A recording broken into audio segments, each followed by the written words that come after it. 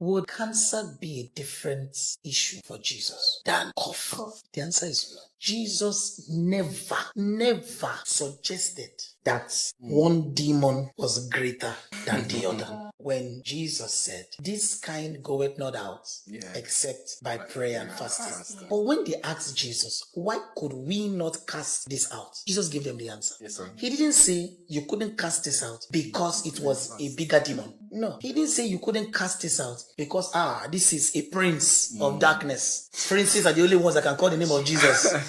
But the other demons, they cannot dare. Princes are the only ones that can challenge the disciples of Christ. He didn't go into such ridiculous foolishness. What Jesus said was because of your unbelief. So the problem was not the kind of demon they met. The problem was their unbelief. If they solved their unbelief problem, Yes, sir. then it didn't matter what kind of demon that they met.